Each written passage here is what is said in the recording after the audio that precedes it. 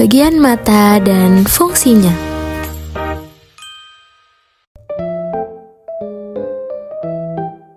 Apa itu mata?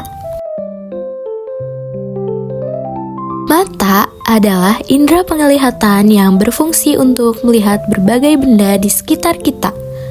Dengan mata, kita dapat melihat warna, bentuk, ukuran, dan gerakan. Bagian mata luar dan fungsinya. Yang pertama ada pupil, yaitu bagian tengah mata, tempat masuknya cahaya ke mata. Lalu ada bulu mata, yang berfungsi untuk melindungi mata dari benda asing seperti debu ataupun kotoran. Ada juga yang disebut sebagai iris, yang berfungsi untuk mengatur jumlah cahaya yang masuk ke mata. Selanjutnya, yang di atas ini disebut sebagai alis, yang berfungsi untuk melindungi mata dari air dan keringat agar tidak masuk ke mata. Nah, ini adalah sklera, yaitu otot-otot yang membuat mata bergerak, berfungsi melindungi bagian dalam mata. Setelah membahas bagian mata luar dan fungsinya, sekarang kita akan membahas bagian mata dalam dan fungsinya. Nah, yang ini disebut sebagai kornea, yaitu selaput bening yang melindungi bagian depan mata, berfungsi sebagai tempat masuknya cahaya ke dalam mata. Selain kornea, ada juga lensa yang berfungsi meneruskan dan memfokuskan cahaya yang masuk ke mata agar jatuh tepat pada retina. Dan yang di bawah lensa ada otot siliaris, berfungsi untuk mengubah bentuk lensa.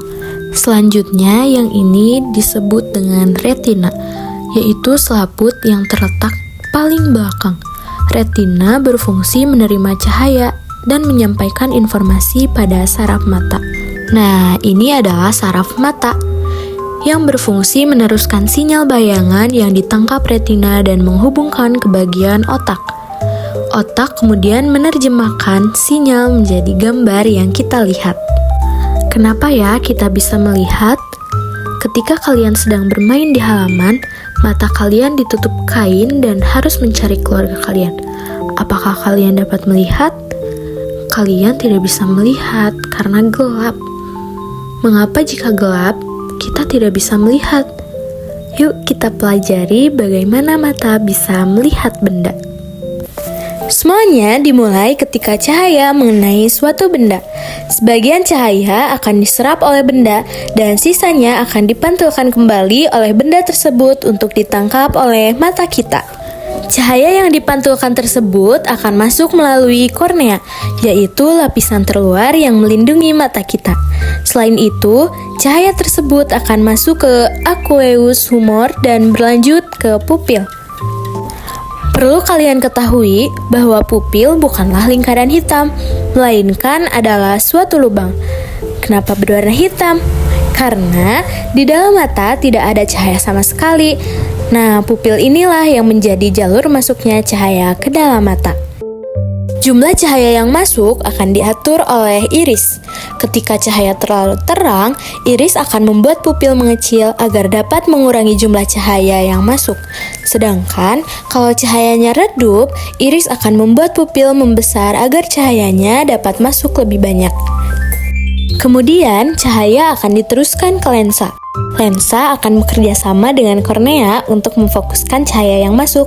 Lensa ini juga berperan untuk membalikan objek sehingga nanti retina akan menerima gambar secara terbalik. Di retina terdapat jutaan sel-sel fotoreseptor. Salah satunya ada sel batang dan sel kerucut. Sel batang bertanggung jawab untuk penglihatan saat kondisi redup, sedangkan sel kerucut bertanggung jawab untuk penglihatan kondisi terang dan kemampuan melihat warna.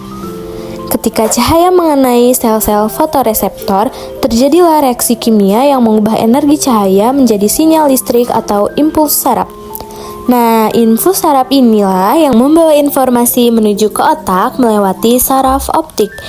Di otak, saraf optik dari kedua mata akan bertemu di kiasma optik, lalu memastikan bahwa setiap belahan otak kanan dan kiri menerima informasi dari kedua mata. Lalu, sinyal-sinyal tersebut diteruskan ke bagian belakang otak atau yang disebut dengan lobus occipital dan diinterpretasikan sebagai gambar yang bermakna. Dengan proses melihat tadi, kita bisa melihat indahnya laut, indahnya langit, dan hal-hal yang indah lainnya.